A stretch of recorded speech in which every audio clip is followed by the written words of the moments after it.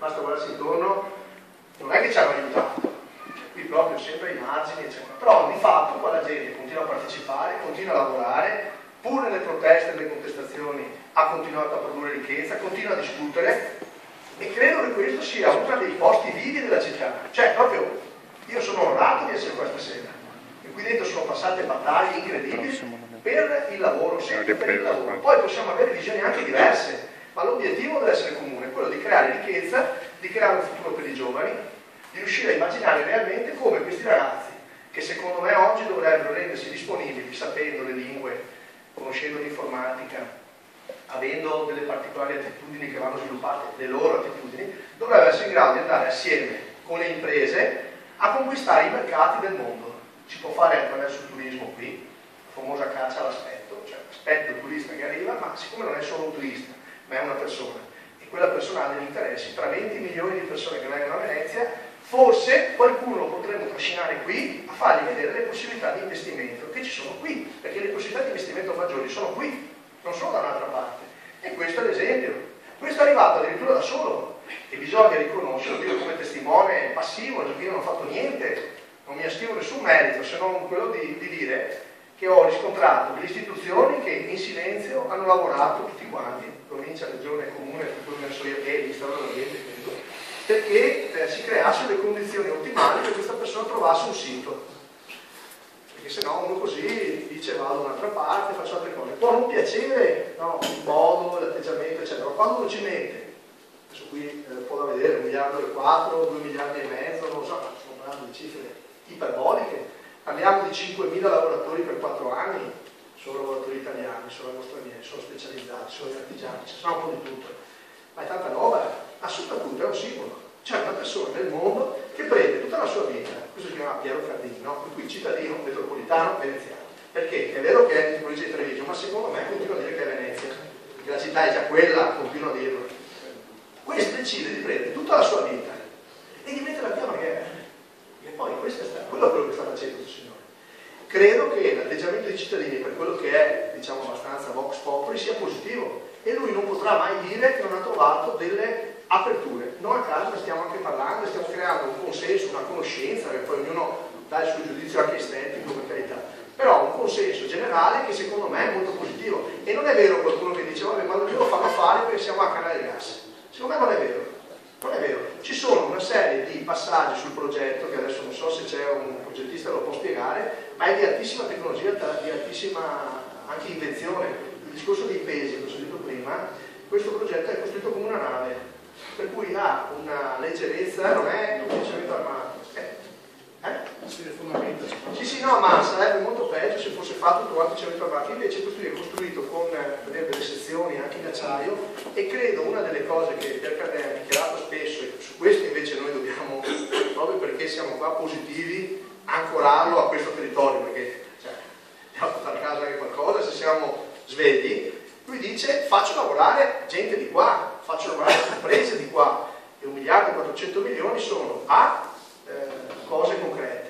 Secondo, potrebbe esserci una grande pubblicità per questa zona, per dire qui si può fare, perché qui si può fare, se lui fa questo tipo di attività, che è un'attività congressuale, un'attività tra l'altro di hotellerie che non è presente spesso in Italia, cioè sono quelle, diciamo, quelle camere d'albergo di appartamenti che sono gestiti con funzionalità alberghiere ma sono privati, per cui una cosa assolutamente sostenibile, tra l'altro di livello molto alto, che potrà solo che alzare l'asticella del confronto per tutti, anche nell'edilizia.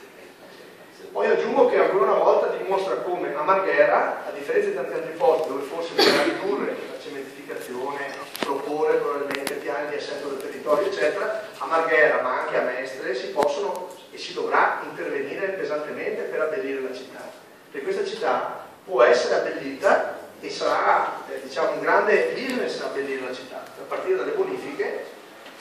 Inciso sulle bonifiche da un'informazione, è stato fatto questo accordo a giugno tra provincia, comune, regione e Ministero dell'Ambiente, che è stato forse anche un po' troppo enfatizzato all'inizio. Grande soddisfazione, grande traguardo di prospettiva.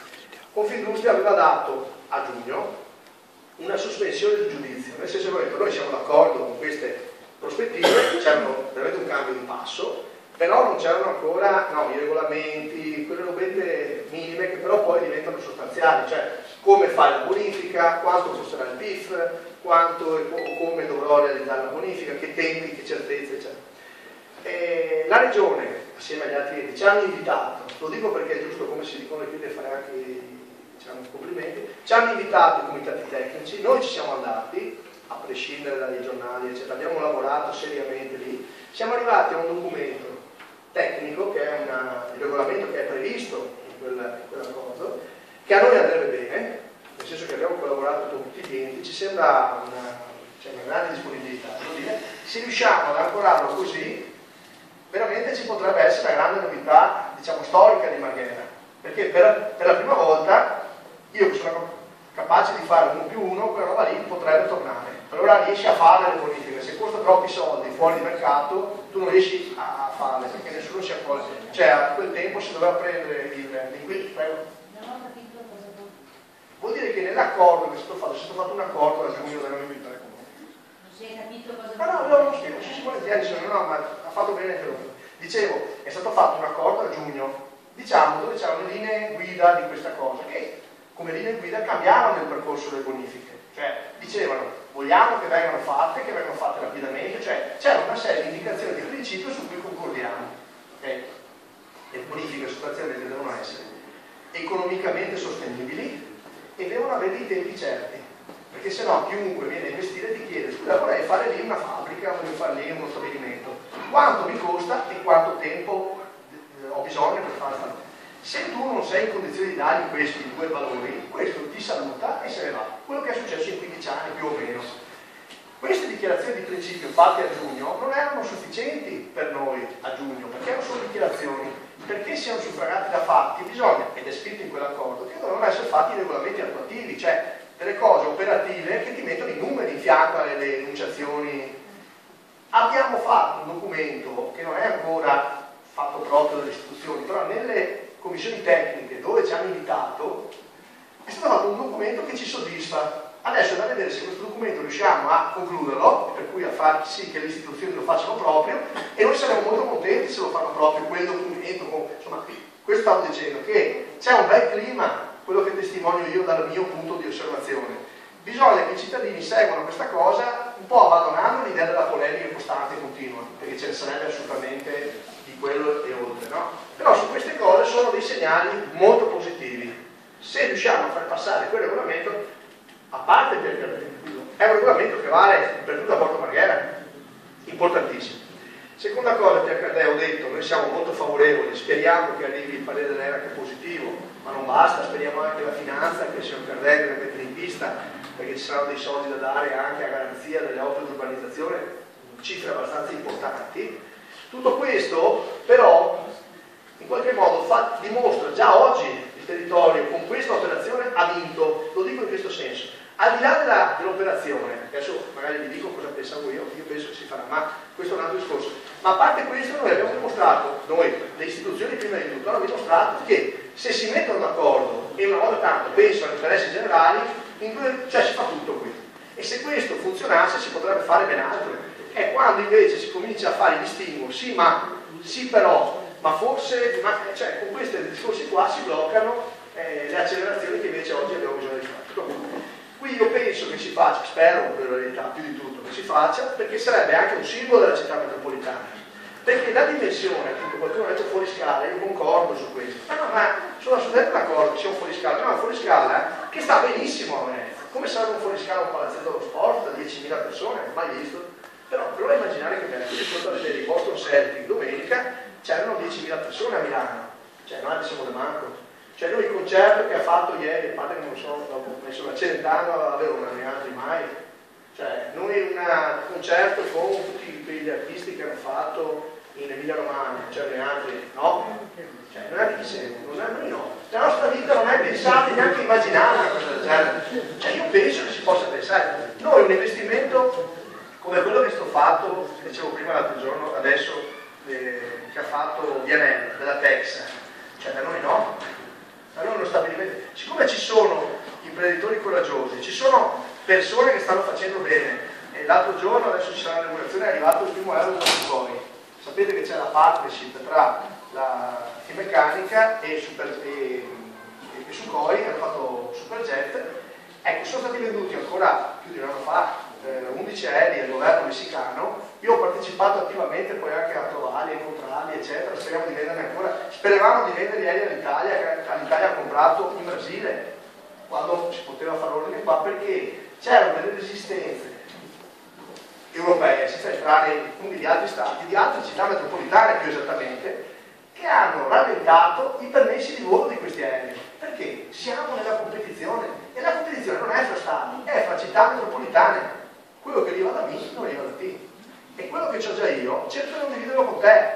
Ma guardate, cioè, è una, chiamiamola anche guerra economica. E i veneziani le battaglie le sapevano fare, si andavano, intanto erano uniti, avevano delle strategie in mente, e allora cioè, abbiamo qui un accordo internazionale, supporto magari aeronavali, che prevede che qui venga data non soltanto tutta la parte diciamo, di carenaggio degli aerei, la parte prettamente industriale, manifatturiera, sto dicendo, siamo bravi a fare, ma anche tutta la parte commerciale degli aerei, per tutta una grande area del mondo. Perché? Perché l'idea di farlo a Venezia è funzionale alla vendita dell'aereo. Perché io se devo comprare un aereo vengo più volentieri a vederlo a Venezia piuttosto che andare, non cito dove, che magari poi qualcuno si offende.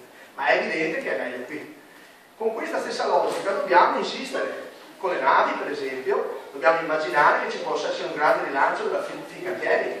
Nei vari stabilimenti, nel primo piano industriale, Fincantieri era uno di quelli che veniva assegnato come un sito da salvare, da rilanciare. Noi dobbiamo insistere come comunità per una grande difesa dei Fincantieri. E posso garantire che questo investimento non toccherà minimamente lo sviluppo dei Fincantieri, anzi. Per cui sono state fatte una serie di valutazioni industriali, per cui Marghera ci sta. L'industria, adesso abbiamo questo grande investimento dell'ENI che ha mantenuto le promesse che aveva fatto, aveva detto non avrebbe chiuso la raffineria, la trasforma in un'altra cosa, ci spiegheranno, ci sono chissà quanti approfondimenti, però nella realtà si sceglie una nuova strada, la green economy, adesso vediamo che cos'è, cioè sono tutte cose da vedere, sono film tutti da raccontare, però qui si può fare tutto, ci vogliono persone serie, soldi veri, pochi ciarlatani e parlare un po' meno. Perché se guardate sui giornali c'è sempre tutta una serie di giro di gente che poi non ha mai dato niente. E quelli che fanno qualcosa spesso e volentieri sono colpiti, attaccati, accusati, eccetera, eccetera. Questo è quello che vi troverete a vivere. Prepariamoci, cioè nel senso, se vogliamo fare qualcosa di grande in questa città dobbiamo avere il coraggio di dire le cose che pensiamo. Cioè non può essere un po' sì, un po' no. Sì, cominciamo, però forse non funziona. Cioè, se cominciamo facciamo per finire. Io sono in campo per vincere. Poi, per carità, se perdo la partita tiro una testata all'allenatore e penso alla prossima. Cioè, ovvio che vince. Però così deve funzionare. C'è cosa fare. Vabbè, si desqualifica, farò la prossima partita. Cioè, noi dobbiamo cominciare a pensare di andare in campo per vincere. Questa città è una città che deve vincere. Non possiamo andare solo per partecipare, tanto noi siamo buoni. Ma come siamo buoni? Noi dobbiamo essere determinati. Cioè, la cattiveria della determinazione. Cercate di intuire quello che sto dicendo senza volerci dare senso ulteriore alle mie parole. Quello che credo è che questa città da troppo tempo non vince più niente, da troppo tempo è sempre ai margini, da troppo tempo viene non considerata. Dobbiamo crederci tutti, perché non può crederci uno solo. Cioè uno dovrebbe solo essere orgoglioso di essere da Marghera, di essere di Venezia. Io sono orgogliosissimo. Adesso abito a Mogliano, io sono di Venezia, ma me lo sento nel cuore. Tu me lo toglierai mai questa cosa? Vado a Padova, vado a Treviso, io non sento queste rivalità. Poi c'è la goliardia, ma per carità il Signore benissimo. Ma chi è che vuol dire che qualcuno qui vuole chiudere un'impresa? Ma chi è così folle da voler chiudere un'impresa? Un delinquente, ci sono, ma non volevo fare la categoria dei delinquenti. Ci sono dappertutto, allora in tutti quegli stati sociali, ma ci sono anche tante brave persone che lavorano tutti i giorni. Perché non partiamo da quelli invece dal contrario? Facciamo un'operazione inversa. Partiamo da quello che c'è. Cioè io rappresento 1230 aziende che hanno più di 50.000 dipendenti, oggi, dato di oggi, ok? Non sono calati i dipendenti, abbiamo difficoltà, crisi aziendali che conosciamo bene, per carità, nessuno le ha mai nascoste, alcune arrivano veramente da calende greche. Cioè, facciamo un attimo, adesso io ho finito, credo che Pierre Cardin, se riusciremo a farlo venire fuori questa cosa, io spero con il contributo di tutti, ritengo che il clima sia veramente positivo, sarà una grande fase di acceleratore per tutto. Perché qui possono arrivare industrie, possono arrivare investimenti su ulteriori università, magari anche altre, magari riusciamo a fare quel famoso polo universitario Venezia, Padova, Treviso che parla in Europa. C'è via Torino da rilanciare, c'è tutto il centro di Mestre, c'è l'accordo tra Mestre e Marghera da mettere a posto, perché Pircardè si è messo a posto anche per una fase di fare quel tipo di cerniera, che è fondamentale per Marghera. Cioè bellissimo. E poi tutto l'asse per arrivare fino a Venezia dobbiamo sentirci un'unica comunità, non separati in casa. Mi sono da qua, mi sono da là, non c'è.